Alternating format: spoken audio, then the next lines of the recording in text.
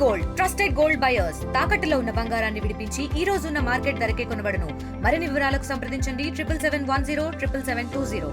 విశాఖలో రోజు రోజుకి క్రైమ్ రేట్ పెరిగిపోతుందని అనడానికి ఉదాహరణ ఇప్పుడు ఈ మధురవాడ వికలాంగుల కాలనీ దగ్గర వద్ద అయితే ఉన్నాం మనం. నిజంగా ఇక్కడ ఒక ప్రేమికుడు నవీన్ అనే ప్రేమికుడు నక్కా దీపిక డిగ్రీ చదువుతుంది. కనువూపురితో వాళ్ళ తల్లి ఎవరైతే ఉన్నారో నక్కా లక్ష్మిని అలాగే ఈ దీపికని మీద అటాక్ చేయడం అయితే జరిగింది. అయితే ఈ ఘటనలో అయితే తల్లి నక్కా లక్ష్మి 43 మృతి చెందింది. తండ్రి రాజు కార్ డ్రైవర్గా పనిచేస్తున్నారు. సొంత ఊరు శ్రీకాకుళం జిల్లా పుర్లి గ్రామం. అయితే మనం చూడొచ్చు ఇప్పుడు ఎక్కడైతే ఉన్నామో మనం అక్కడ నక్కా లక్ష్మి అయితే ఇంకా మృతదేహాన్ని అయితే తీసే పరిస్థితి అయితే లేదు. ఇప్పుడే ప్రస్తుతానికైతే సంఘటన స్థలానికి అయితే సిపి శంకరప్రగతి బాగ్జీ అయితే రావడం అయితే జరిగింది.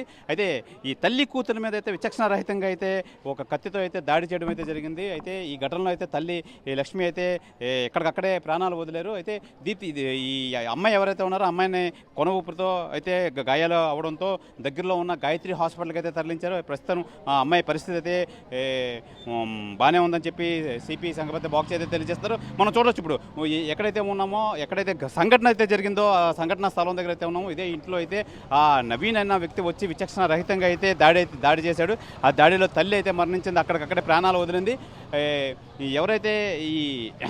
ఎవరైతే ప్రేమించాడో దీపిక 20 సంవత్సరాలు డిగ్రీ అయితే చదువుతుంది. దీపికను కూడా హతమార్చే ప్రయత్నం అయితే చేశాడు. అయితే తప్పించుకునే నేపథ్యంలో అయితే తల్లి నక్కా లక్ష్మి 43 సంవత్సరాలు అయితే మృతి చెందడం అయితే జరిగింది. ఈ దీపిక అయితే హుటాహుటిన స్థానికులంతా కలిసి దగ్గరలో ఉన్న గాయత్రి హాస్పిటల్కి అయితే తరలించారు. ప్రస్తుతానికి దీపిక పరిస్థితి అయితే నిలకడగానే ఉందని చెప్పి ఈ పోలీస్ కమిషనర్ సంఘభక్త బాగ్జీ అయితే తెలియజేస్తారు. ఏదేమైనా ప్రస్తుతానికి అసలు సంఘటన స్థలానికి అయితే సిపి అయితే చేరుకున్నారు. మొత్తం అసలు ఏం జరిగింది, ఎందుకు ఈ క్రైమ్ జరిగిందనే నేపథ్యంలో అయితే పోలీసులు ఆరా అయితే తీస్తున్నారు. ప్రస్తుతానికైతే ఈ మృతదేహాన్ని కేజీహెచ్ మార్చరీకి అయితే తరలించే ప్రయత్నం అయితే చేస్తున్నారు. మొత్తం సీన్ ఆఫ్ ఎఫెన్సెస్ ఏ విధంగా జరిగింది ఏంటని చెప్పి సిపి స్వయంగా వచ్చి సంఘటన స్థలానికి అయితే చేరుకొని మొత్తం అంతా పర్యవేక్షిస్తున్నారు. అయితే ఆ దీపిక ఆరోగ్యం పరిస్థితి నిలకడగానే ఉందని చెప్పి తెలియజేశారు.